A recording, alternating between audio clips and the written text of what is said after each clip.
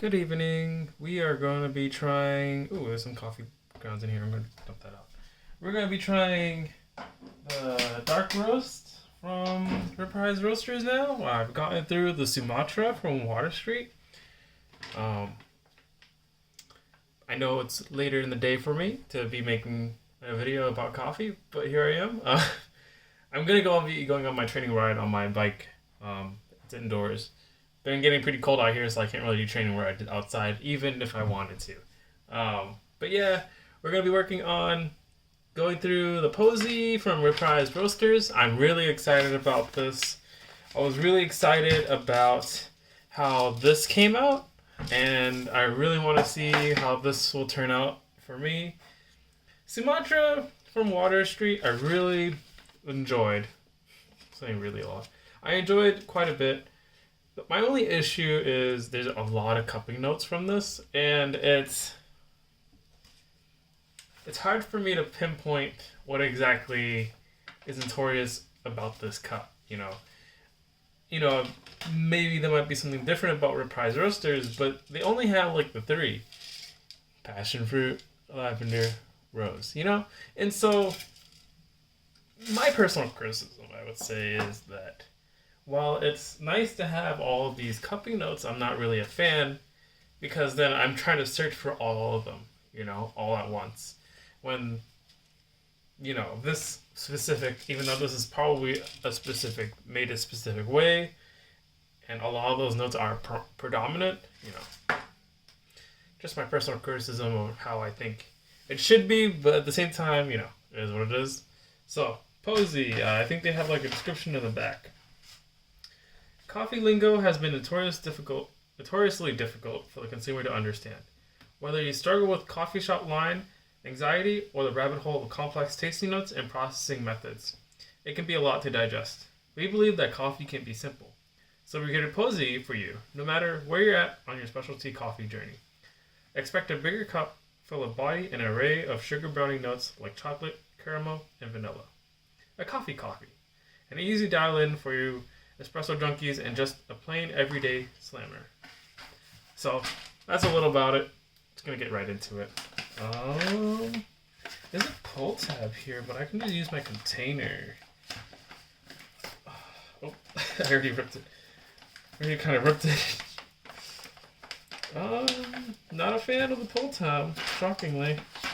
Look at that. So too much force. Just trying to get up there. There it is. Cool.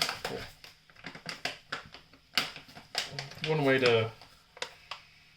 Oh, honestly, it smells really... I really like... This is a good smell. It smells exactly like chocolate. Wow, okay. We'll see how it goes, now I'm kind of excited. Sometimes when a place sort of advertises for coffee, like a chocolate flavor, I'm always hesitant because every time I drink it, doesn't taste like chocolate, But we'll see how this one goes. I'm really excited to see how this one turns out. Is that enough? Let's see. 18, 19. There we go. I'm going to pour the rest of this. Yes, I'm going to pour this into my container now. Like I said, Reprise Roaster does a really good job, especially with this one. I was really excited to taste, even though it wasn't my favorite. And what I mean by favorite, these are pretty big beans. And what I mean by my favorite, it's like, it's not something I would drink. Like the rest of this, I'm probably gonna hand over to my coworker, who is kind of a bigger nerd than I am. And he loves talking about coffee. I like talking to him about the coffee things that I've tried too. So let's do this. Again, setting 7 on the Opus.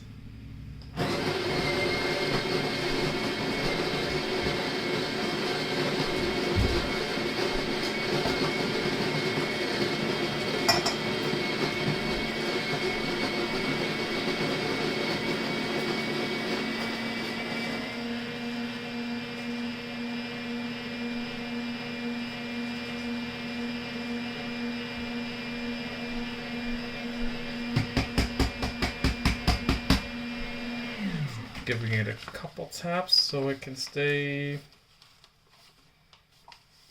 so I can get as much beans as I can. Water is nearly at a boil. I think it's at a boil right now.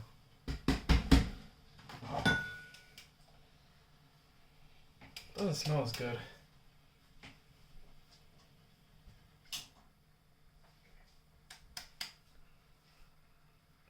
Pretty sweet, but nonetheless, I'm excited to try it. Okay.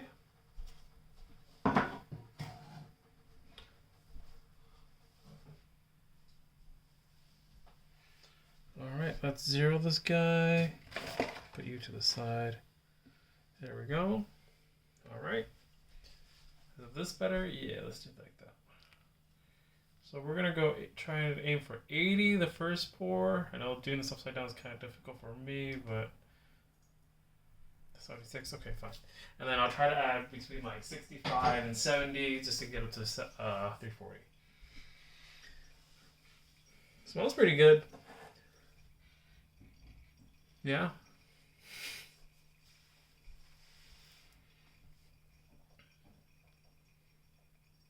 But yeah, today this is my second cup of coffee. Usually I have one in the morning, which I do, and that's usually kind of where I cut it. But sometimes, lately, I've been having long days, and you know, I've still got a bike, so I kind of want to get like that boost of energy. Let's go for 70 this time.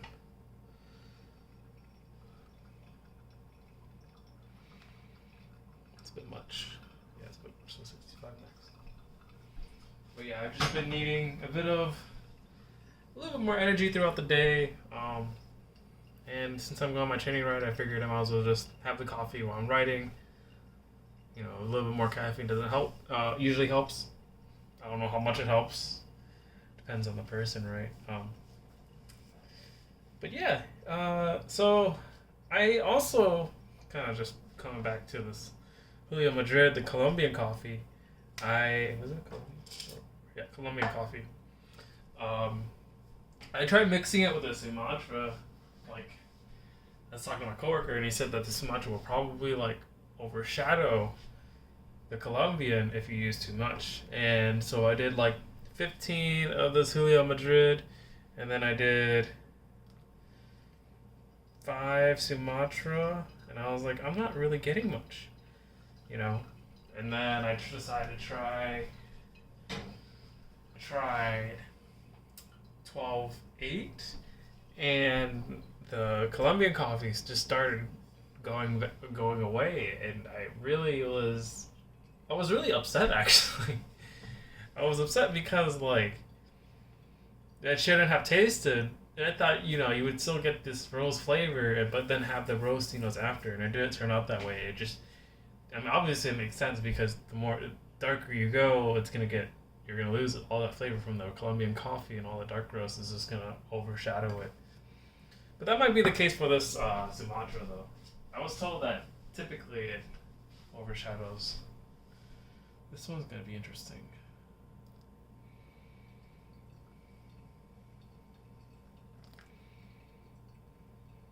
Yeah. The next one's gonna be about 70.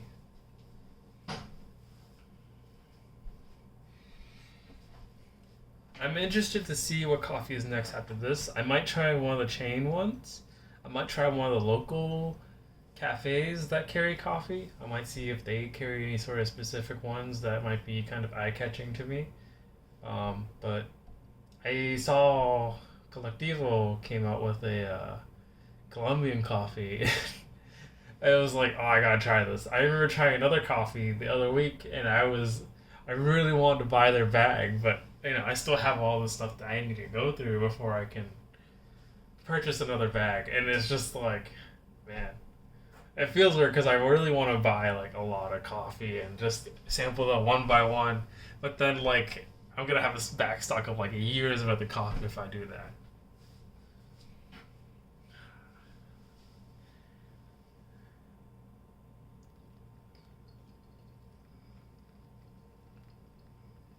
There we go. A little over. It's fine. It is what it is. I'm not a pro. But yeah, so going back to kind of the conversation, like, this was actually really short as far as notes go. It says full body array of sugar brownie notes, or the way that I would interpret it, full of body, and then you'd have notes like chocolate, caramel, and vanilla. Those are like 4 notes. Whereas the cupping notes on the Sumatra, way like one smooth, earthy tones, malty, honey-like sweetness, muted acidity, smoky, rich, sweet aroma.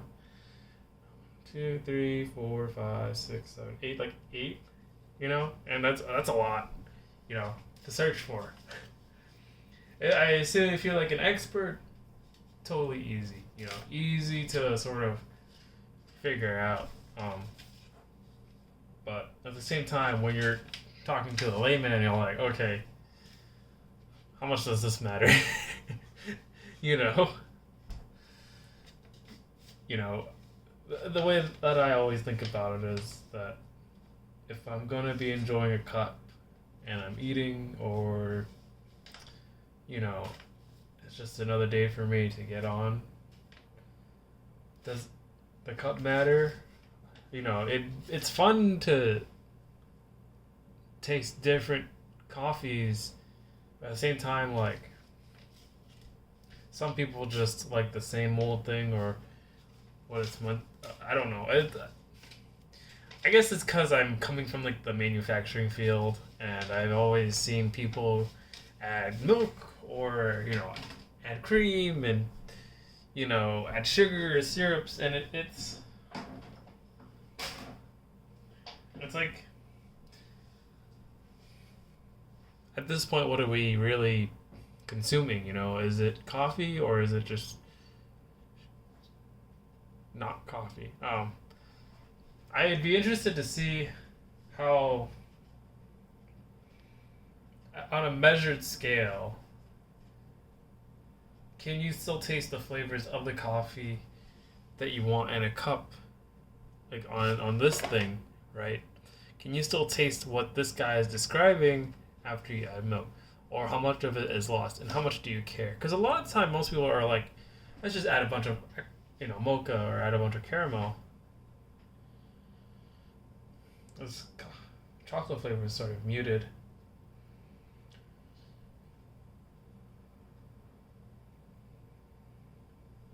It's still sweet, though.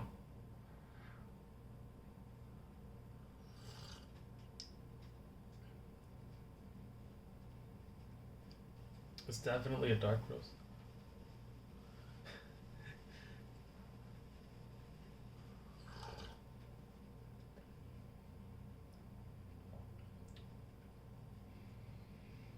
It's not too dark.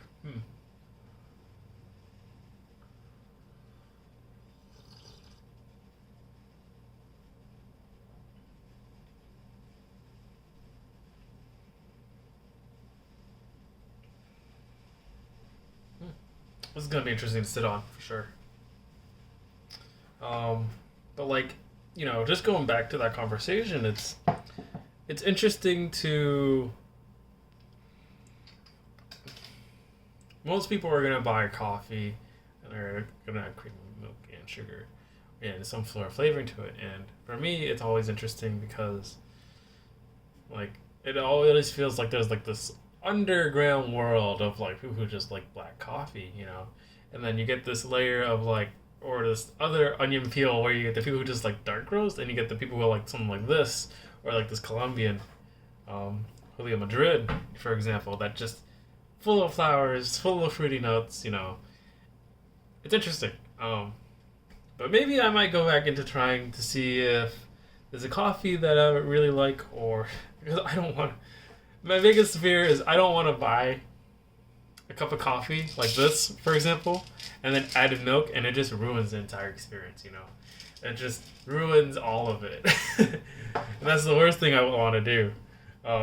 Because it's such a wonderful coffee, and it just feels like, yeah, I feel bad. All right.